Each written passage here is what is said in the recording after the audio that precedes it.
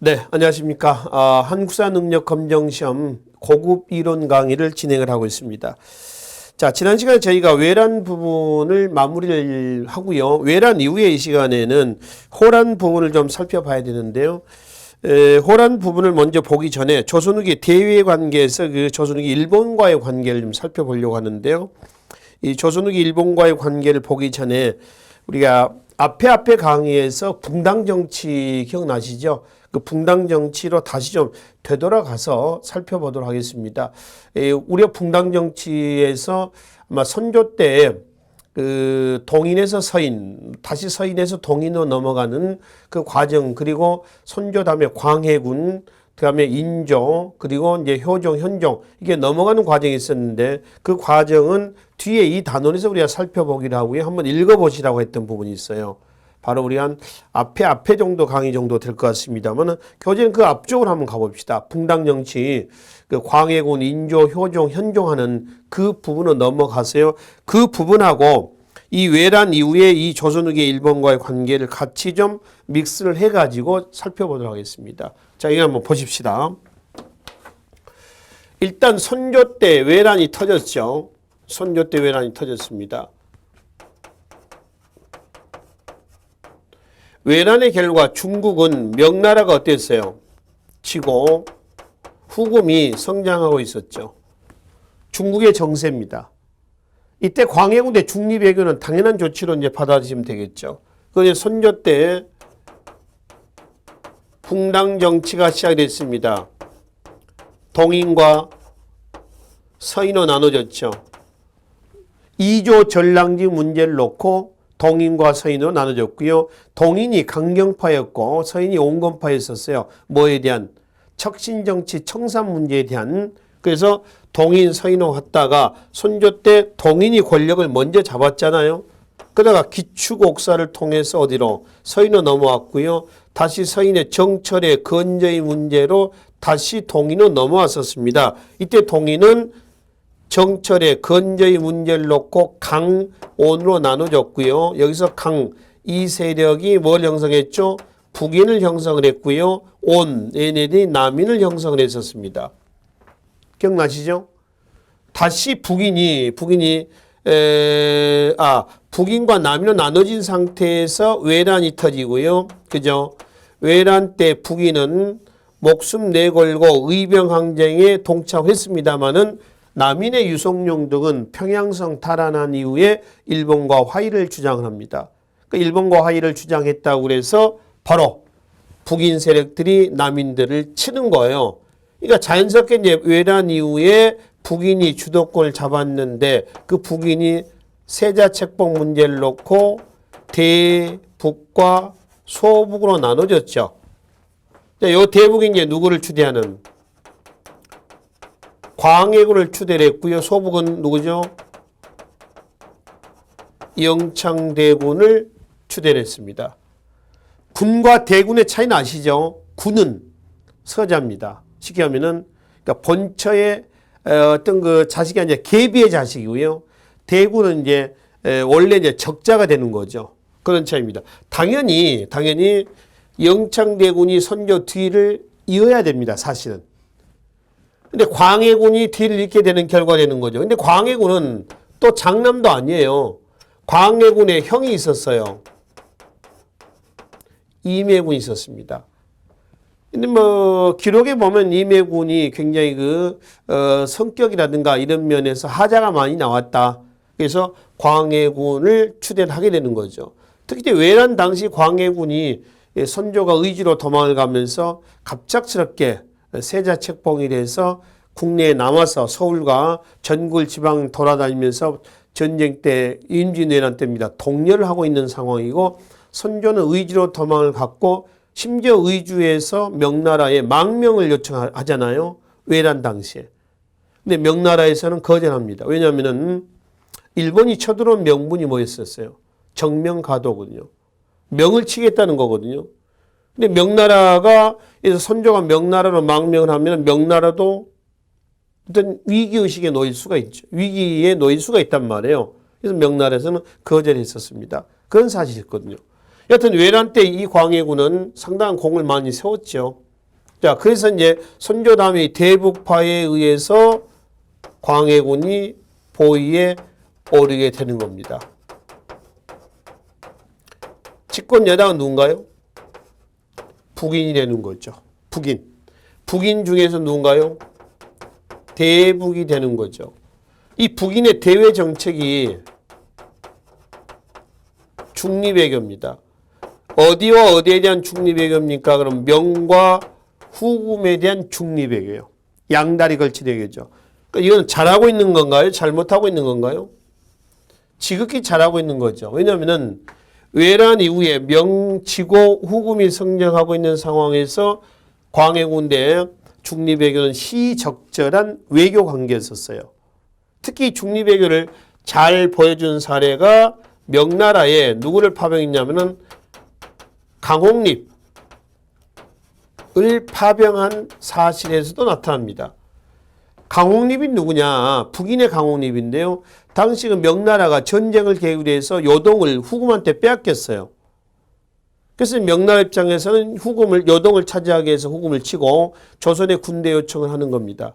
이때 조선에 누가 광해군이 강홍립을 보냅니다. 보낼 때 당부를 합니다. 혹여 조명연합군이 편성이 돼서 요동을 치러 가서 싸워가지고 지거든 후금에 항복하라는 거죠. 그리고 조선의 입장을 얘기 좀 해달라라고 이제 당부를 합니다.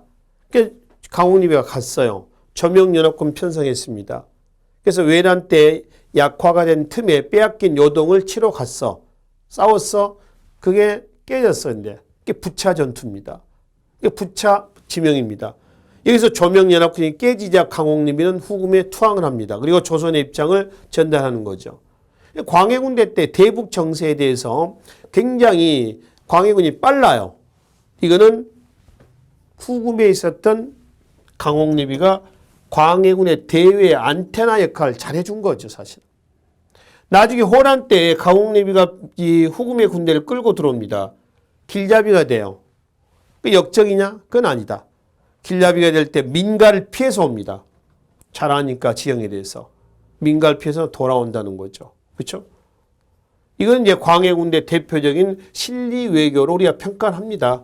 근데 이 중립 외교에 누가 반발했냐면은 소북과 남인과 서인이었는데 그 중에 정통 성리학을 자처했던 누가 서인들이 반발하는 겁니다. 서인들은 존화, 양의 사상에 찌들었던 사람들 아닌가요? 우리 명분론에서 보면 존화양이 나오죠. 화를 존중하고 이를 뭐 한다는 거요? 배척한다. 이런 뜻이에요. 존화양이다. 그래서 후금은 오랑캐로 보고 명은 한족이니까 화로 본다는 거죠. 그래서 중립외교에 대해서 서인들이 반기를 트는 거죠. 이게 나중에 인조반정의 하나의 원인이 또 되는 거죠. 그렇죠? 인조반정에. 그 다음에 이제 광해군대 중립외교에 광해군에 또 실정이 있었어요. 광해 실정 그러면 뭐냐면은 폐, 모, 살제입니다. 폐모, 살제. 어머니를 폐시킵니다. 친어머니는 아니고요. 영창대군 이복 동생의 어머니예요. 임목왕후인데 임목대비입니다. 폐시키고 살제. 형제들 죽입니다. 친형 이매군 죽여요. 영창대군은 강화도로 귀향을 보내서 증사를 시켰다고 그래. 쪄 죽여. 가두어 놓고 방에다가 불을 계속 지피는 겁니다. 쪄 죽이는 거죠. 증사를 시켰다고 그래요. 그 이제 임목대비하고 영창대군의 누나가 있었어요. 정명공주가 있었는데요. 그 정명공주는 지금의 덕수궁, 경운궁이죠. 경운궁으로 유폐를 시킵니다. 원래 경운궁, 덕수궁은 성종의 형이 있죠. 성종, 경국대전 반포했던 월산대군의 집이었었습니다. 그게 이제 지금의 우리가 얘기하는 덕숭으로 이어져 오고 있는 거죠. 이건 유교적인 질서에 어긋나는 실정에 해당되는 겁니다. 그래서 이 중립외교하고 실정, 이거에 따른 반발이 1623년에 뭐로 나오냐면은 인조 반정의 직접적인 원인이 되는 거죠. 인조 반정을 주동했던 사람들이 누구예요? 서인이죠. 존화양의 사상에 찌들었던 서인들이 있었습니다. 그래서 이제 인조 반정을 해서 광해군이 물러나게 되는 거죠. 축출되는 겁니다. 그리고 광해군대 때 외란 이후에 전후 복구 사업이 다양하게 전개됩니다. 양전 사업, 궁궐의 정비, 수도 성곽의 정비, 또 광해군대 때 그 외란 이후에 기근 질병으로 인해서 굉장히 안 좋아지지 않습니까? 허준에 뭐가 나오죠? 동의 보감의 편성. 또 4대 사고 중에서 전주범만 남았다고 그랬죠. 그 전주범을 토대로 해서 5대 사고 정비. 또 공납의 폐단을 시정하자는 뭐가 나오죠? 대동법 실시. 예? 경기도에 처음으로 실시하죠. 1년에 이런 것들이 광해군대 때 다양한 전후 복구 사업입니다. 근데 인조 반정으로 축출이 된 거죠. 결국은 인조 반정을 주동했던 누가? 서인이 집권 여당이 되고요. 야당에 누가 나오냐면 남인이 등장하게 됩니다. 그래서 인조부터 이제 누가 나오죠? 효종, 현종 때까지는 정치가, 붕당 정치가 잘 진행된 그런 양상이라고 그랬습니다. 자, 교재에 여러분들 앞에 그 서인과 뭐가 나왔었죠? 서인과 남인에 대한 비교표가 있는 게 있어요. 앞장으로 넘어가서 한번 찾아보십시오. 이거 붕당 정치 해가지고 광해군, 인조, 효종, 현종 나오는 부분에 보면은 남인과 서인의 성향에 대한 설명이 있습니다. 그 표가 나 있지 않습니까? 그 표를 좀 비교 좀 해서 읽어보시면 됩니다. 근데 그 중에 서인 주도하에서 누가 남이 동참하고 있는 이런 양상이었다라고 이제 보시면 되겠습니다. 그리고 이제 인조 때 대외 정책은 광해군대 중립외교가 어떻게 돼야 되겠어요? 뒤집어져야죠. 당연히 뒤집어져야 됩니다. 뭘로? 친, 명, 배금으로 바뀌어야 됩니다. 친명, 배금이라고 쓰고요. 읽을 때는 존화, 양리 이렇게 읽는 거예요. 명분론에서 보면은. 그러면 인조 때 서인의 친명, 배금은 잘하고 있는 거예요? 아니면 잘못하고 있는 거예요? 잘못하고 있죠. 왜냐하면 이미 외란 계로 명이 지고 후금이 성장하고 있는 상황에서 이거는 우물 안에 개구리씨가 아닌가요? 이것이 결국 두 번에 걸친 뭐를 초래했어요? 호란을 초래한 거죠. 1차 정묘호란, 2차 병자호란입니다. 자, 내용은 나중에 보기로 하고요. 일단 호란은 이 상황에서 터졌었어요. 그리고 이제 쿠데타를 통해서 권력을 잡은 서인들은 역쿠데타를 우려해야 되겠죠. 그 역쿠데타를 막기 위해서 뭘 하는 거죠? 바로 삼군영을 설치합니다.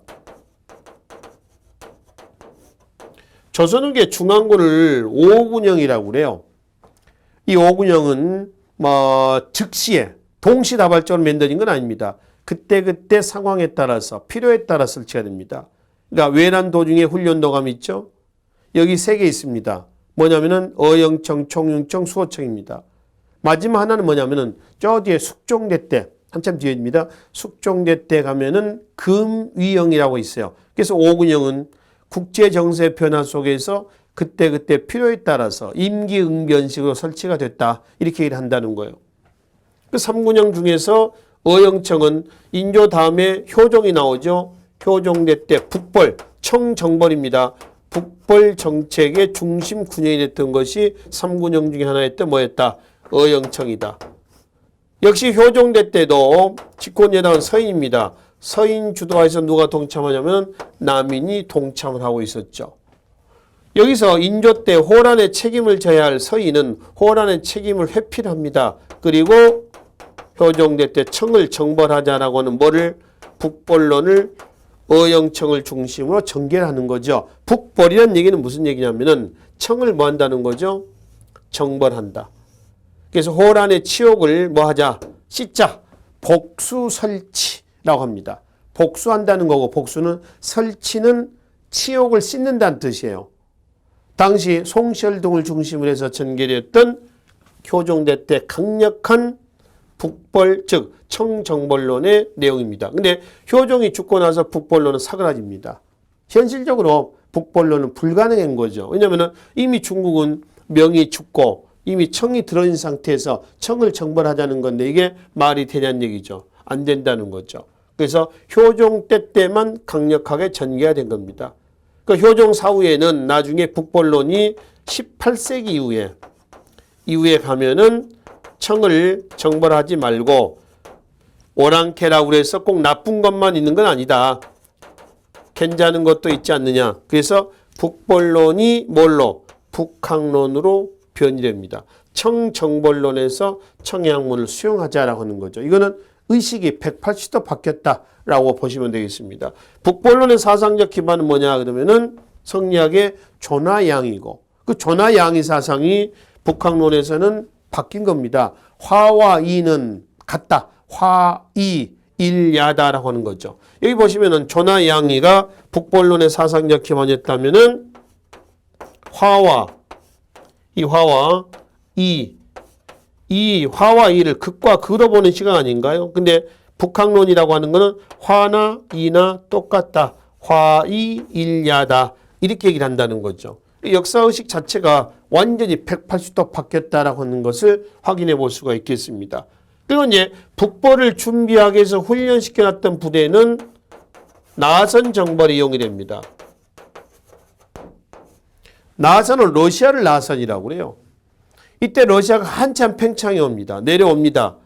이미 군신관계를 맺은 청이 조선에 대해서 야 니네 군대 좀 보내서 러시아 남진을 막아라. 그래서 이제 조선에서는 두 번 갑니다. 1차 변급, 2차 신유예선 150명, 한 200여 명 데리고 간단 말이에요. 두 번에 걸쳐서 러시아 남진을 막아냈어요. 이때 나선 정벌 때 보낸 군대는 누구냐? 북벌을 준비하기 위해서 훈련시킨 부대입니다. 오히려 청을 정벌하려고 훈련시켰는데 청을 도와준 꼴이 돼버린 거죠. 그래 놓고 서인들은 뭘 얘기하는 거예요? 봐라, 우리 북벌 준비 다 됐다. 라고 또 호도를 하는 거죠. 언론 호도하는 겁니다. 왜 그랬을까요? 호란의 책임을 져야 할 서인들이 책임을 안 지고 책임 회피책에 나눠서 북벌을 준비했던 거고 나선 정벌도 마찬가지 그의 연장에서 끝까지 호란의 책임을 지지 않겠다라고는 서인의 작품이었던 거죠. 그런데 현실성은 없었다는 얘기예요. 그래서 효종대 때의 나선 정벌까지가 효종의 업적 내용이 나와 있는 부분이에요. 효종 다음에 누가 나옵니까? 붕당정치로 돌아가서 보면은 현종이 나오죠. 역시 현종대 때도 서인 주도하에서 남인이 동참합니다. 현종은 효종의 복림대군 효종의 둘째 아들 아닙니까? 형이 있었어요. 형이 누구냐면은 소현세자입니다. 호란 때 둘 다 인질로 끌려갔다 온 사람이에요. 근데 귀국 2달 만에 소현세자는 암살이래요. 죽어요. 뭐 병사 이렇게 하는데 아마 암살된 것 같고 그리고 둘째 아들 복림대군이 효종으로 등장하는 겁니다. 효종의 아들이 현종인데 효종이 복림대군이 청나라에 끌려갔을 때 청나라 심양에서 지금의 선양이죠. 청나라 심양에서 아들을 낳았습니다. 누구를 낳냐면 현종을 낳아요. 조선시대 때 왕 중에서 27명의 왕 중에서 유일하게 외국에서 태어난 그러니까 요즘 같으면 외국 국적이 되나요? 그렇다고 해서 그런 건 아니겠지만 하여튼 유일하게 외국에서 태어난 왕이 하나 있습니다. 누굴까요? 현종입니다. 그래서 그 현종대 때에 예학에서 비롯되었던 뭐가 터지냐면 예송 논쟁이라고 하는 거에 터져요. 이 예송 논쟁은 2번에 걸친 예송 논쟁이 나옵니다. 자, 예학에서 비롯된 사상 논쟁인데요. 1차 기예송 1659년 2차 1674년의 갑인예송입니다. 1차 기예송은 언제 때 뭐 때문에 터졌냐 그러면은 효종이 죽었을 때 터진 거고요. 효종이 죽었을 때. 2차 갑인예송은 효종의 부인이 인선왕후 어씨입니다. 그래서 인선왕후가 죽었을 때 터진 사건이에요. 누구? 서인과 남인 간의 대립이었습니다. 마찬가지입니다. 이것도 서인과 남인 간의 대립이다. 1차 기예송은 서인의 1년설, 그 다음에 남인의 3년설. 2차 갑인예송 때 서인의 9달설, 9개월설입니다. 남인의 1년설이 되겠습니다. 이게 뭐냐면은 현종대 때 효종이 죽었단 말이에요. 근데 효종이 계모가 살아있었어요. 그 계모가 누구냐면 자이 대비 조씨입니다. 이 자이 대비가 살아있었는데 보통 왕실의 예법에서 보면은 예약에서 보면은 상장제례 관련된 학문 아닌가요? 왕이 죽잖아요. 왕이 죽으면은 몇 년 상복을 입냐면은 3년 상복을 입습니다. 3년. 왕비가 죽으면은 몇 년 상복을 입냐면은 1년 상복을 입어요. 왕비가 죽으면 1년 상복을 입니다. 아셨죠?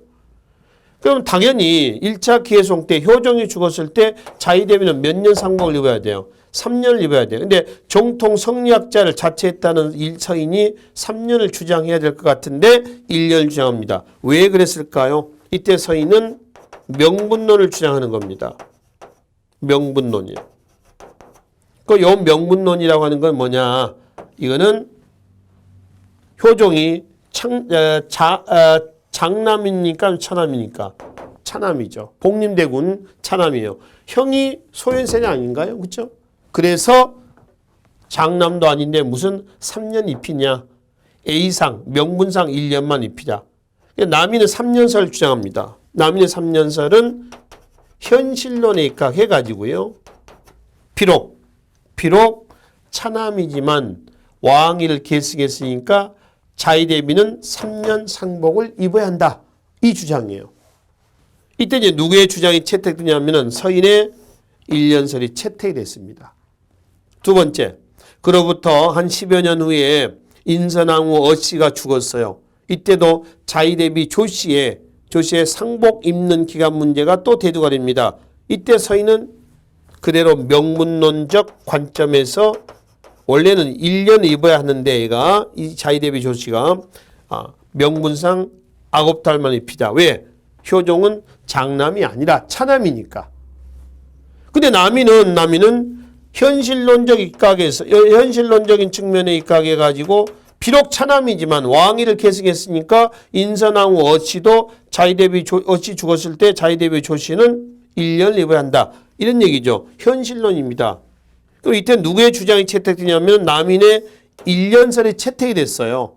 아시죠? 남인의 1년설이 채택됐다. 한 번은 서인, 한 번은 남인의 주장이 채택된 겁니다. 이걸 우리는 예학에서 비롯됐던 뭐라고 그래요? 예속 논쟁이라고 얘기를 한다는 거죠. 그럼 이제 현종 다음에 누가 나와요? 숙종이 나오죠. 숙종대 때에 이 남인들이 권력을 잡습니다. 가비내송에서 승리했던 남인들이 그대로 권력을 잡아요. 그러니까 숙종 초창기에 집권 여당은 남인입니다. 근데 그 남인에서 다시 서인으로 바뀌죠. 다시 남인으로 갑니다. 다시 서인의 소론으로 갑니다. 이런 식으로 해서 뒤죽박죽 됐던 요 사건이 바로 환국이라고 하는 거죠. 숙종대 때 뭐가 나오냐면은 경신환국 1680년입니다. 서인에서 남인으로 간 것이 이 기사한국입니다. 1689년 기사년입니다. 다시 남인에서 서인으로 갑니다. 이건 이제 갑술년에 터졌다. 갑술한국입니다. 1694년이 되겠습니다. 환국이라고 하는 건 뭐냐면은 정국이 급속도로 바뀌었다는 겁니다. 한 판에 뒤집어졌다. 여야가 바뀌었다. 이런 뜻이에요. 그래서 경신한국, 기사한국, 갑순한국에서 이거에서 이거, 다시 이거에서 이거 이렇게 넘어갔다라고 하는 거죠. 이건 조선 후기 정치사에서 설명을 드리려 하고요. 여기서는 그냥 예학에서 비롯된 예속 논쟁 부분까지만 얘기를 하도록 합시다. 거기에 이제 지지난 시간이죠. 지지난 시간에 붕당 정치 이후의 전개 과정을 그렇게 좀 정리하시고요. 그리고 다시 외란의 결과 나머지 내용들을 좀 살펴보기로 하시죠. 다시 이제 조선 후기 일본과의 관계에서 보기로 하겠습니다. 외란 이후에 일본에서는 정권이 바뀌었다고 그랬어요. 누구로 바뀌었어요? 도요토미 히데요시에서 도쿠가와 이에야스 막부로 바뀌었습니다. 그 도쿠가와 막부는 일본의 경제적 문제를 해결하고 조선의 선진 문물을 받아들이기 위해서 스시마 도주를 통해서 조선의 국교 재개를 요청을 해왔습니다. 조선은 국교 재개 조건으로 다음 장에 보실래요? 밑에 보실래요? 맨 위에 보면은 국교 재개 조건으로 일본의 국서와 법능적 압송, 포로의 소환을 요구하면서 막부의 사정을 알아보고 전쟁 때 잡혀간 사람들 데려오기 위해서 누굴 보냈어요? 유정, 사명대사 유정을 보냈습니다. 그리고 강화를 하고 휴전을 맺고요. 조선인 포로 약 3,500여 명을 데려오게 되는 것이죠. 자, 거기서 범능적이라는 얘기가 있습니다. 선능과 정능이거든요. 범능과 선능, 정능은 어디냐면 아시죠? 지하철 서울 같으면 2호선에 선능역이 있죠. 거기에 선능과 정능이 있는데 중종과 성종의 무덤이에요. 그러니까 이걸 도굴했거든요. 외란 때. 그러니까 그 판 녀석들을 뭐해라? 잡아와라. 그걸 일본에서 하나 잡아왔는데 그게 진범인지 아닌지 어떻게 합니까? 진범이라서 하나 희생양으로 갖다 잡아오는 것이죠. 하여튼 그 범능적은 왕능을 범했다. 그래서 뭐라고 그래요? 범능적 이렇게 하는 것이죠. 그래서 이제 1607년에 포로 3,000여 명을 데리고 들어와서 일단 국교 재개에 물꼬를 터놨습니다. 공식 국교는 1609년 선조 다음에 광해군이 즉위하던 해요. 1609년에 기유년에 기후약조가 체결돼서 국교가 체결됐습니다. 그 기후약조 내용을 한번 읽어보세요. 뭐냐면은 기후약조는 역시 제한무역이네요. 세견선 몇 척, 20척, 세삼이돈 몇 석, 100석. 그렇죠? 이렇게 제한하는 제한무역을 체결하고요. 아울러 조선에 들어와서 활동하는 일본인들의 여러 가지 신분 또는 사회활동의 범위를 조금 제재를 해놨습니다. 제한무역이다. 마지막 줄에 삼포 중에서 부산포 한 곳만 일본인이 머물 수 있도록 한다거나 여러 가지로 조금 까다롭게 만들었습니다. 외란 이후에 일본과의 국교 재개 조건이었습니다. 그럼 이제 일본은 조선의 선진 문물을 받아들이기 위해서 뭘 했어요? 통신사 파견을 요청합니다. 도쿠가 막부의 쇼군이 바뀔 때만, 쇼군 지금의 공화국의 대통령쯤 되겠죠. 대통령이 바뀔 때마다 조선의 통신사 파견을 요청을 해.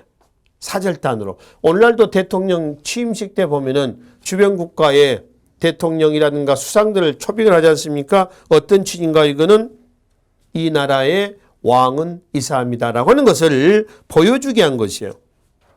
마찬가지 통신선도 그렇게 해서 이제 갔어요. 1607년부터 해가지고요. 언제까지 가요? 1811년까지 약 12차에 걸쳐서 갑니다. 근데 마지막 통신사 있죠. 1811년에 이 마지막 통신사는 일본에 들어가지 못했어요. 대마도에서 일을 보게 하고 돌려보냈습니다. 마지막 통신사를 얘기합니다. 그래서 국교가 이제 여기서 끝나는 거죠. 그렇죠? 하여튼 12번에 걸쳐서 통신사란 이름으로 조선의 선진 문물을 일본에 전달하는 계기가 됐다. 단순히 문화적인 교육 차원은 아니고요. 조선 통신사를 통해서 전쟁 억지 역할도 하는 겁니다. 아시죠? 전쟁 억지의 역할도 한다. 왔다 갔다 교육을 하면서. 경비는 일본이 부담합니다. 인원 한 4,500명 정도 돼요. 한 번 갔다 올 때 체류 기간은 대중 없습니다. 6개월, 1년 이렇습니다. 4,500명을 1년씩 먹인다고 생각해 보시죠. 얼마나 많은 비용이 들어가요.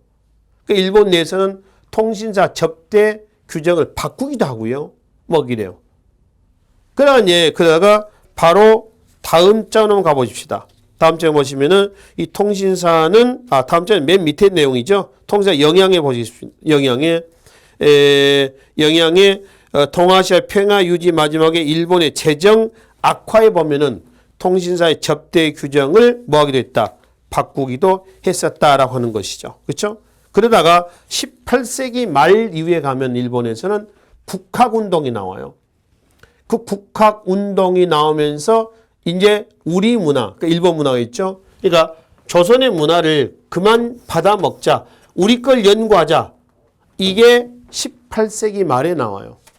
그것이 19세기 초에 가면은 마지막 통신사 1811년을 끝을 맺게 되는 그런 계기가 돼버린 것이죠.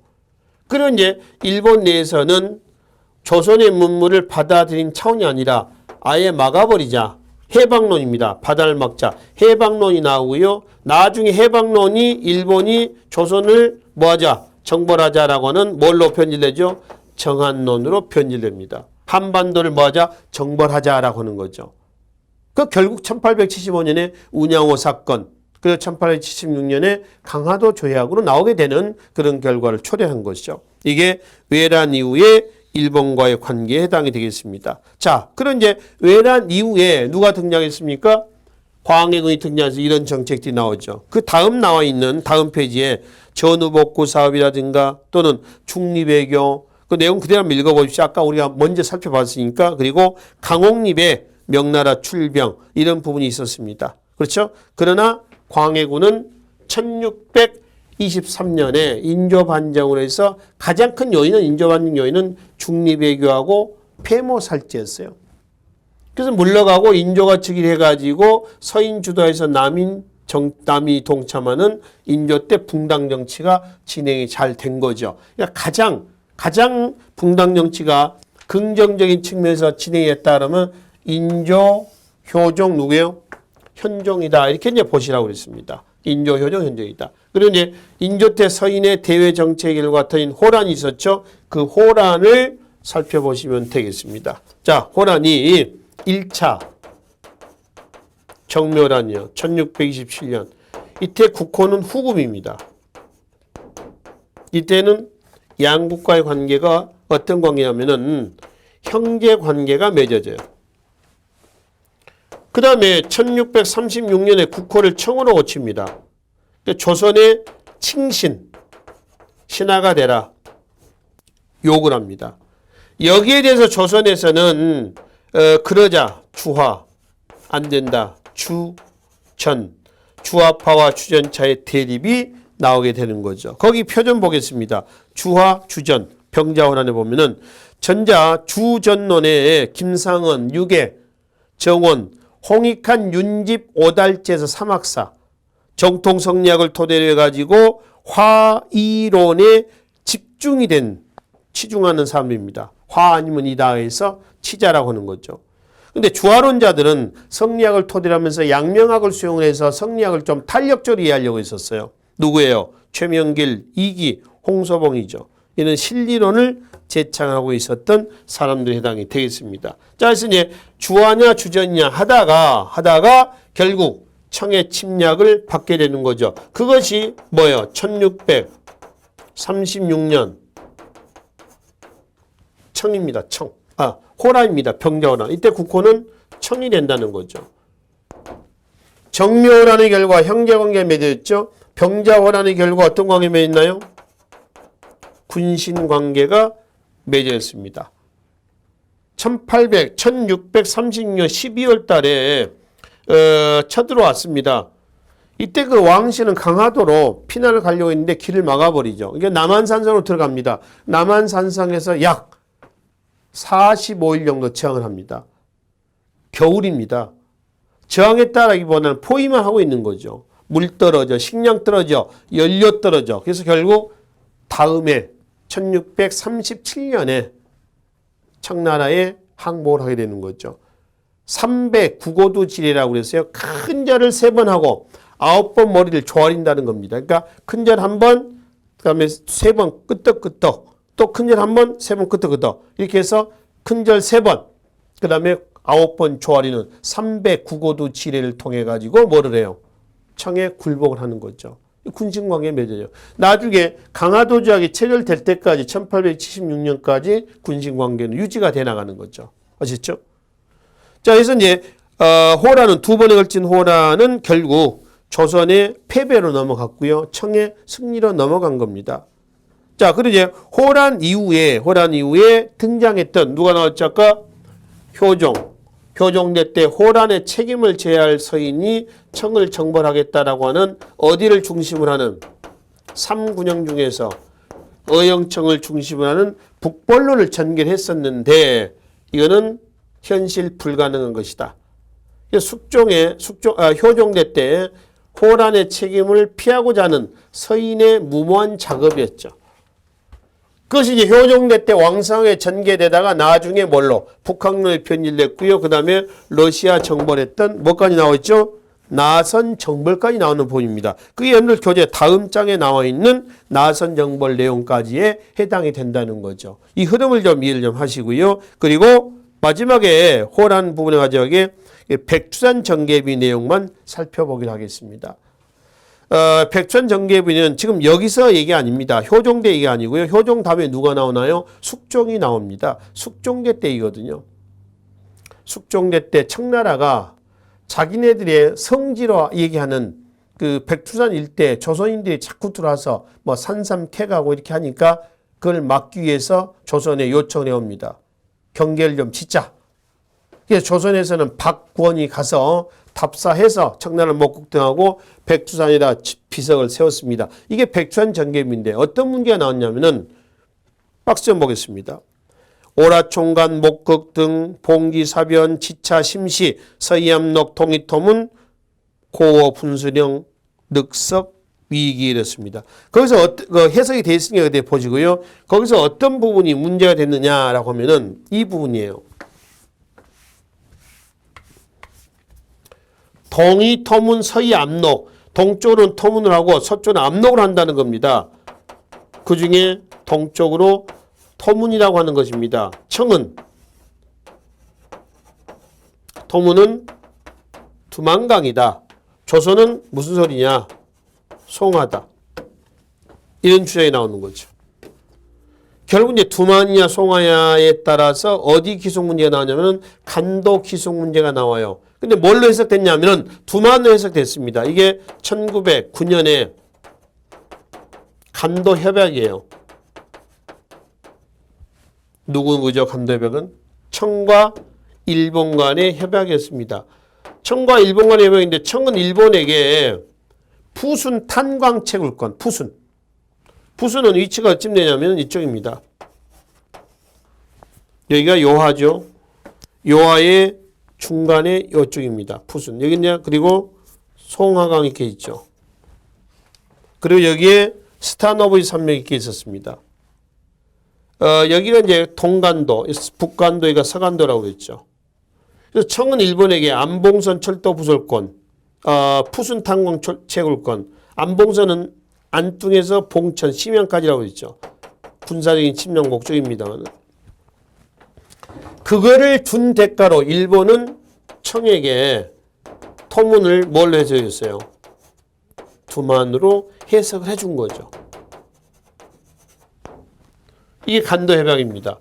그거의 결과 간도는 한국사 무대에서 상실됐다. 이렇게 얘기하는 거죠. 상실됐어요.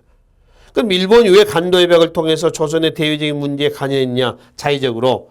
이미 일본 얘기는 1905년 11월 17일 을사늑약을 통해서 외교권을 가져갔기 때문에 일본은 이 조약은 합법이다 이렇게 보는 거예요. 근데 우리는 불법이다 이렇게 보는 겁니다. 왜? 을사조약은 조약이 아니라 늑약이라고 그러잖아요. 이거는 고종 황제가 사인하지 않고 을사 오적신이 사인한 거거든요. 이제 무효다 이렇게 보는 거예요. 더구나 1800 거슬러 올라오면 99년 대한제국의 국제 대한제국 헌법입니다. 9개 조항이 나오는데 그중에 구조 내용에 보면은 모든 조약은 황제가 체결한다 그랬거든요. 이건 황제가 체결한 게 아니잖아요. 누가 한 거예요? 이완용, 이지용, 이근택, 권중현, 박재순 이 5사람이 도장을 찍은 겁니다. 그러니까 이거는 우리는 무효다. 원천적으로. 근데 일본은 아니다. 우리가 체결했다. 그래서 우리가 외교권을 가졌기 때문에 간도협약은 합법이다. 이렇게 이제 보는 겁니다. 양국에 좀 이견이 있는 그런 내용이기도 합니다. 그래서 박스 안에 있는 백두산 정계 비문에 동의 토문할 때요. 그 토문 있죠. 토문은 토문에 대한 해석 여하를 놓고 한 말 간도 귀속 문제가 나왔다. 이렇게 마무리를 짓도록 하겠습니다. 자, 그래서 지난 시간부터 정리했던 외란, 이 시간에 정리했던 호란 전후 상황을 결과 영향과 함께 정리를 하시면 되겠습니다. 그래서 근세 정치사, 조선 정치사 내용은 여기까지 마무리를 짓고요. 다음 시간에 근세 경제사 파트에서 뵙도록 하겠습니다. 수고하셨습니다.